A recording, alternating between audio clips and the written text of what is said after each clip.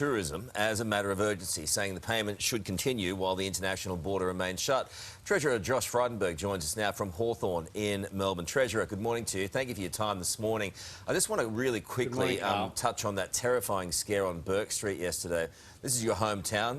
It was a miracle no one was hurt. Shocking scenes and a reminder of the threats that we face, even doing something as basic as walking down the mall. And in Victoria, those scenes are very reminiscent of the tragedies that we've seen in the past. So it was horrifying, but I'm very glad that no one has been hurt. That's it, isn't it? It brought back a lot of really tough memories for a lot of people seeing that yesterday. Absolutely, and they're shocking scenes, and I'm just hoping that everyone's okay and not too rattled by that, and that the authorities obviously catch the culprit, because he needs to be punished. Okay, now the Queensland Premier, she wants you to bail out the ailing tourism sector, wants you to keep JobKeeper going. Will you come to the party?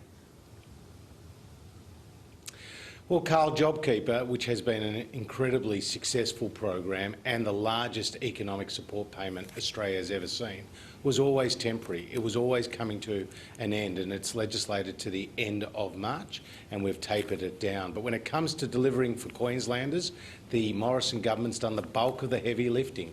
We have delivered more than 3 times what the Palaszczuk government has committed to in terms of economic support for Queenslanders. We have delivered $27.9 billion. 1.5 million Queenslanders got the $750 payment. 650,000 Queenslanders were on JobKeeper. 650,000 Queenslanders were receiving the coronavirus supplement, and more than 100,000 businesses in Queensland were receiving the cash flow boost. So we have been there to support Queenslanders in their hour of need, and will continue to support them as the economic recovery gets well underway. Because their hour of need hasn't ended, as you say. Yes, JobKeeper was temporary, but the pandemic hasn't ended. So you've got tourism, you've got aviation.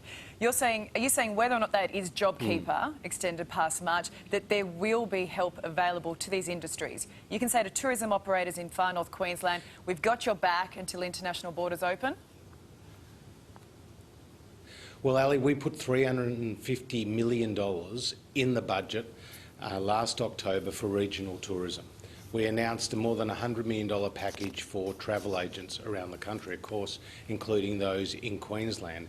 And we've put in place other programs, whether it's the JobMaker hiring credit, whether it's the investment incentives, whether it's the tax cuts, whether it's the infrastructure rollout that we brought forward, all designed to support the economy.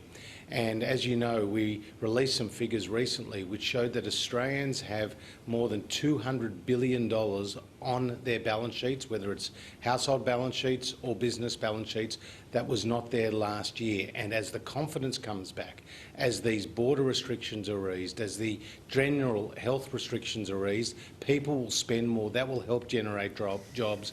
And with respect to the tourism industry, more than 70% of the tourism dollar is spent domestically. It's domestic tourism, and that's why lifting those border restrictions has been so important. That being said, particularly in areas like, as you would know, far north Queensland, around the Cairns area, heading north to Port Douglas and even further south around the Whitsundays, they need international visitors, and they're not going to get it for some time. Peter Dutton on the show, talking to Ali a little earlier, hinted more help was on the way. Is that going to happen?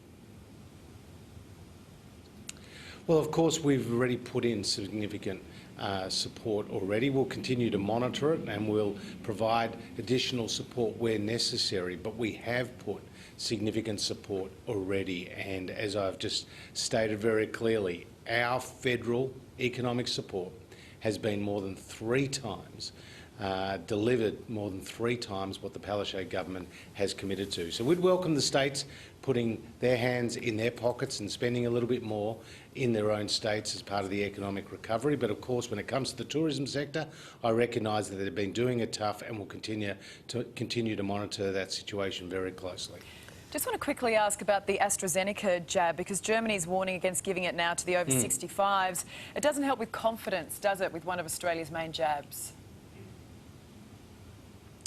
Well, the first thing to say, Ali, is the Pfizer vaccine, which recently received the TGA approval, has been given that approval without restrictions around age, and we will be rolling out those doses to Australians.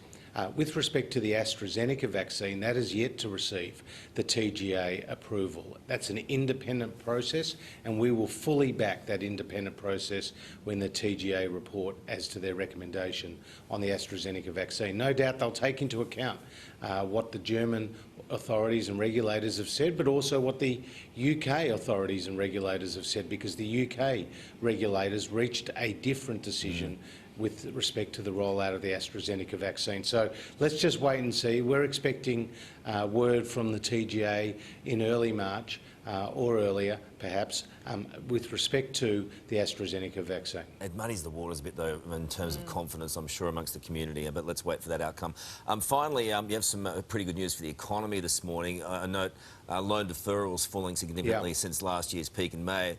Is that a sign that the economic recovery is well underway? Karl, it is. It's another data point which shows that the economy is recovering from the biggest economic shock since the Great Depression. We saw really good jobs numbers at the end of last year. In terms of December, we saw 50,000 new jobs being created. More than 70% of those were full-time jobs, and the unemployment rate came down. We've seen growth in the economy pick up. We've seen housing prices increase. We've seen retail traffic increase as well. Now, what we have seen with these recent numbers is that at the peak of the crisis, Karl, around $250 billion of loans, home loans and small business loans, had their repayments deferred.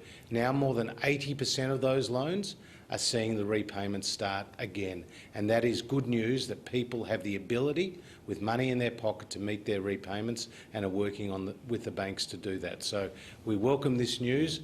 But the recovery still has a long way to go. It's challenging, it's hard, as you say, uncertainty around the vaccine globally as well as other issues. But what we do know is here in Australia, we're better placed than nearly any other country in the world. Josh, really good to talk to you. Thanks so much for your time. Thanks, Josh. Appreciate it.